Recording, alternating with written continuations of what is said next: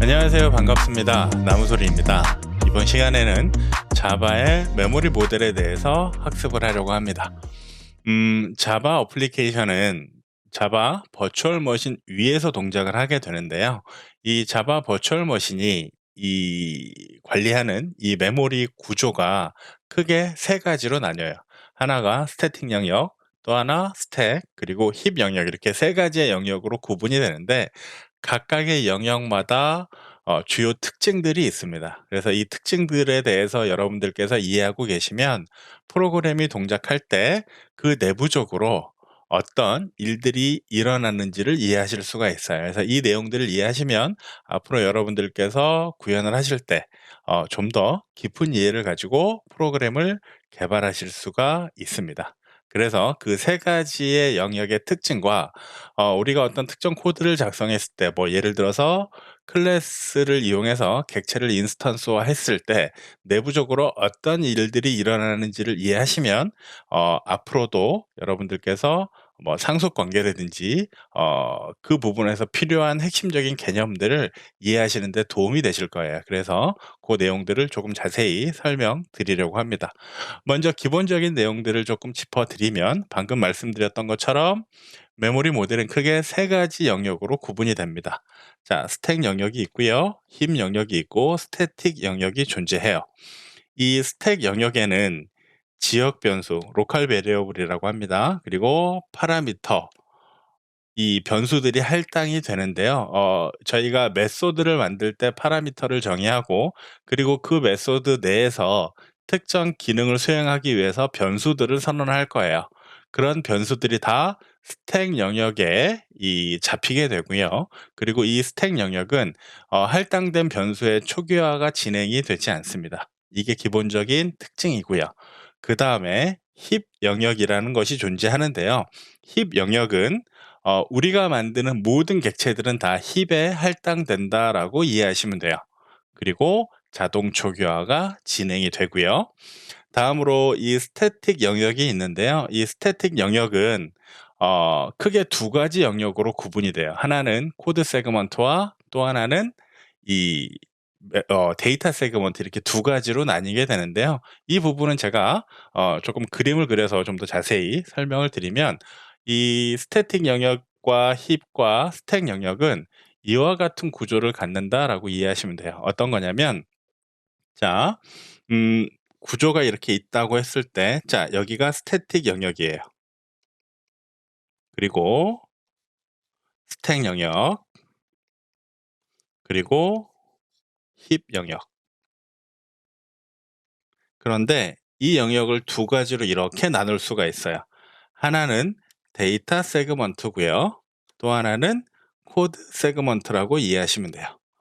저희가 이 클래스를 정의하고 메소드를 정의하고 했을 때 그 모든 코드들은 스태틱의 이 코드 세그먼트에 들어가게 돼요. 저희가 프로그램을 실행한다라는 것은 저희가 만들어 놓은 코드들이 바이트 코드로 변환이 돼서 해당 바이트 코드가 메모리의 스태틱의 코드 세그먼트에 올라가게 되고요. 저희가 작성한 코드들이 이 영역에 들어가는 거예요. 그래서 이 프로그램이 실행될 때 이 코드를 이 메모리상에서 읽어서 수행이 되는 형태가 된다라고 이해하시면 되고요. 그 외에 우리가 이제 집중해서 볼 영역은 데이터 세그먼트입니다. 저희가 뭐 할당받는 변수라든지 객체 생성이라든지 와 같은 작업들을 진행했을 때 해당 데이터들이 머무는 공간이에요. 어떤 데이터들이 여기에 머무느냐? 자, 스태틱 영역에는 아직 저희가 설명드리진 않았지만 다음 강의에서 저희가 스태틱과 파이널에 대해서 자세히 설명을 드릴 텐데, 우리가 필드를 선언할 때 그 해당 필드에다 스태틱 키워드를 붙일 수가 있어요. 그러면 해당 클래스들이 공유하는 데이터라고 이해하시면 되는데, 필드에 스태틱이 붙게 되면 그렇게 붙게 된 스태틱 데이터들은 스태틱 영역의 데이터 세그먼트에 위치하게 됩니다. 뭐 예를 들어서 저희가 클래스를 하나 정의했어요. 클래스 뭐 스튜던트라는 라는 클래스를 정의했을 때, 자, 필드를 선언합니다. 뭐, 필드를 선언하는데, 뭐, 스트링에, 뭐, 코드, 뭐, 스쿨 코드, 뭐, 학교 코드라는 것이 있다라고 가정을 했을 때, 여기에 static이라는 키워드를 붙일 수 있어요. 이렇게 static 키워드가 붙는 데이터들은 이 static 영역의 데이터 세그먼트에 위치한다라고 이해하시면 됩니다. 자, static 키워드가 붙은 변수에 대해서는 이후에 다시 설명을 드리도록 하겠고요. 자, 다음으로 좀 전에 말씀드렸던 것처럼 스택 영역에는 모든 로컬 변수, 그 다음에 파라미터가 이 스택 영역에 잡힌다라고 말씀을 드렸는데요. 저희가 메소드를 정의하잖아요. 뭐 예를 들어서 퍼블릭의 어떤 클래스에 소속된 메소드가 되겠죠. 자, 퍼블릭의 뭐 void에 뭐 예를 들어서 sum이라는 메소드를 정의하고요. int 뭐 x, int y 이렇게 선언을 하고요. 이 안에다가 뭐 예를 들어서 int의 result 여기에 x 플러스 y를 했다라고 가정을 할게요. 자, 이와 같은 코드 메소드가 정의되었다고 했을 때 이 sum 메소드 소괄호에 위치한 x와 y는 파라미터가 되겠죠. 파라미터가 될 거고요. 그리고 이 메소드 내에 메소드 바디 코드 블록 안에 선언되는 이 변수 result라는 변수, 이 변수는 로컬 변수가 됩니다. 이렇게 메소드 내에 선언된 로컬 변수 그리고 파라미터들은 모두 스택에 잡히게 됩니다. 그 외에 저희가 인스턴스화하는 모든 객체들은 다 힙에 잡혀요. 모든 오브젝트. 이 오브젝트들은 인스턴스 오브젝트입니다. 모든 인스턴스화가 진행이 된 객체들은 모두가 다 힙에 잡히게 돼요.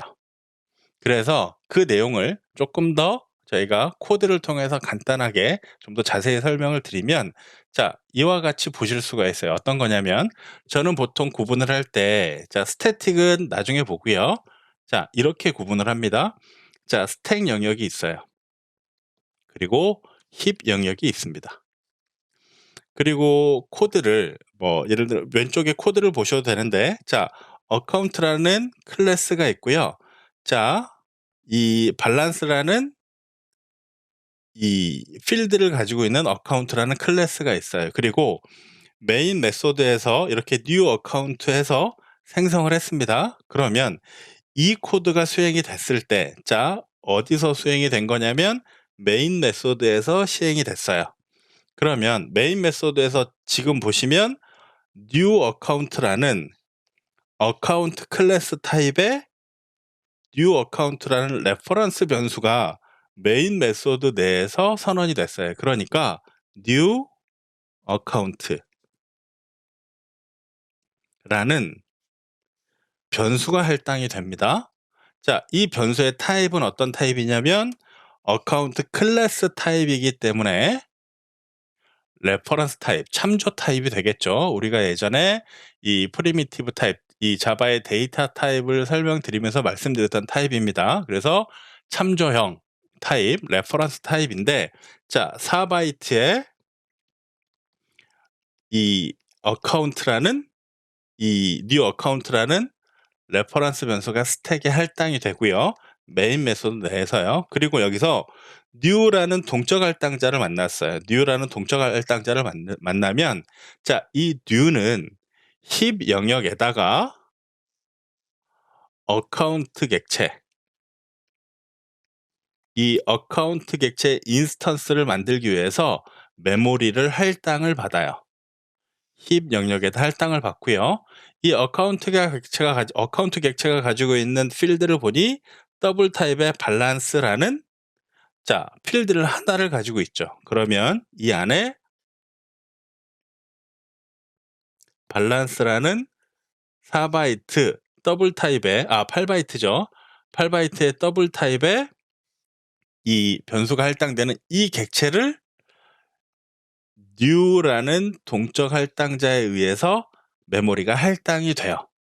힙 영역에 할당이 됩니다. 그리고 이 new account 하면서 지금 코드에는 보이지 않지만 10,000원이라는 돈을 넣거든요. 그러면 여기에 10,000원이 초기화가 되죠. 이 10,000원이라는 값의 초기화는 누가 하는 거냐면 생성자에 의해서 이 값이 초기화가 돼요. 밑에 이 코드는 잠시만요. 요 그림을 살짝 올리겠습니다.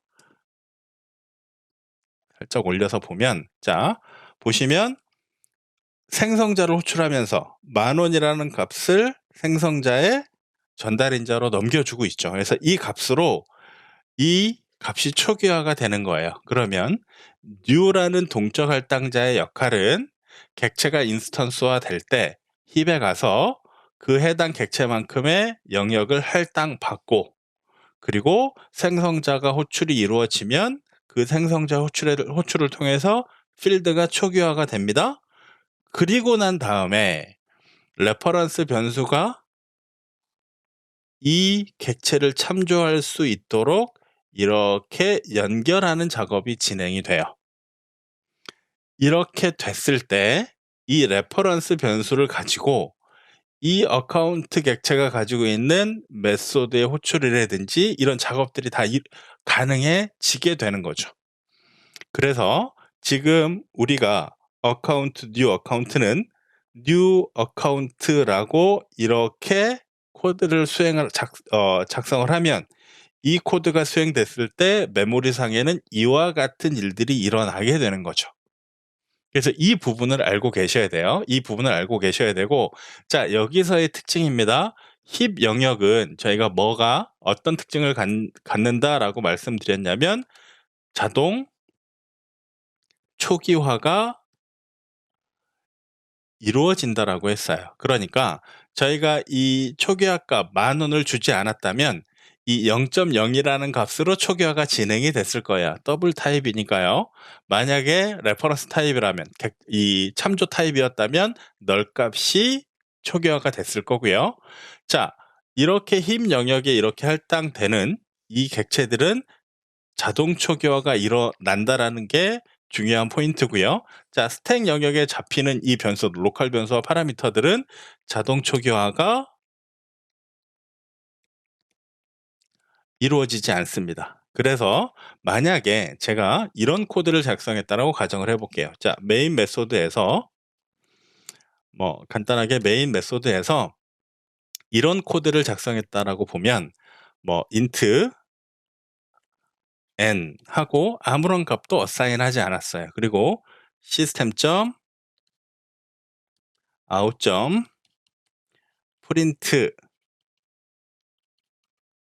해서 n에 있는 값을 찍어라 라고 이런 코드를 작성을 했어요. 그러면 여기서 에러가 발생을 합니다.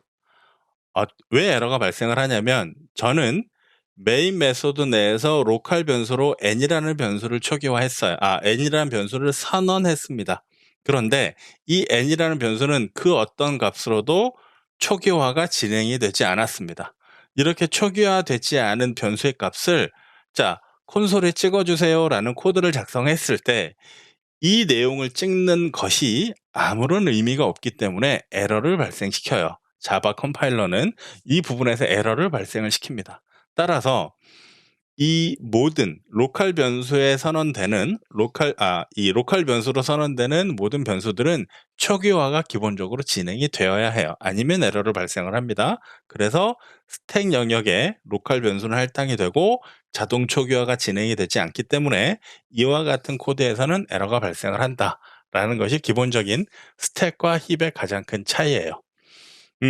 힙의 메모리를 사용을 하려면 힙의 메모리, 물론 스택과 힙에 대해서 좀 더 자세한 내용들이 좀 더 있긴 합니다만 일단 기본적으로 여기까지 여러분들께서 이해하시면 되고요. 자, 힙에 할당되는 어떤 메모리 영역들은 new라는 동적 할당자를 통해서 저희가 할당을 받게 되고요. 그리고 사용이 해제되면 할당 해제를 해줘야 다른 기능이 수행될 때 이 메모리를 할당받아서 사용할 수가 있어요. 그런데 할당을 해제하는 부분은 개발자가 따로 해 주지 않습니다. 자, 가비지 컬렉션이라는 GC라는 가비지 컬렉터라는 게 존재해요. 그래서 우리가 이렇게 힙에 어떤 이 객체를 인스턴스화해서 할당받은 이후에 사용을 하다가, 자, 이 로컬 변수의 라이프 사이클은 해당 메소드가 종료되면 할당이 해제가 됩니다, 자동으로. 로컬 변수는 로컬 변수나 파라미터들은 해당 메소드가 종료가 되면 사용했던 그 로컬 변수들, 파라미터들은 다 할당이 해제가 돼요. 그러니까 사라지게 되는 거죠. 그러면 해당 객체를 참조하고 있는 내용이 없어지기 때문에 그 누구도 참조하지 않는 흰 영역의 객체가 됩니다. 이때 가비지 컬렉터는 이 할당 해제, 즉 아무도 참조하지 않는 이런 힙에 할당된 객체들을 리스트업을 해 놨다가 어떤 순간이 되면 알아서 다 정리를 해 줘요. 할당 해제를 가비지 컬렉터가 돌아다니면서 할당 해제를 해 줍니다. 그래서 개발자는 따로 신경을 쓰지 않고 할당 해제를 진행하게 되는데요. 여기서 볼 수 있는 것은 스택의 어떤 변수가 로컬 변수나 이 파라미터가 이 초기화가 됐을 때, 즉 선언이 돼서 사용이 됐을 때 이 로컬 변수의 라이프 사이클은 해당 메소드가 끝나게 되면 할당 해제가 되는 것이고요. 자, 힙에 할당 받는 이 객체들은 new 키워드를 통해서 할당이 되고요. 그리고 이 할당된 객체를 참조하고 있는 정보가 끊어지게 되면 가비지 컬렉터에 의해서 언젠가는 할당이 해제가 됩니다. 그래서 그 차이가 있다라는 부분도 여러분들께서 알고 계시면 돼요.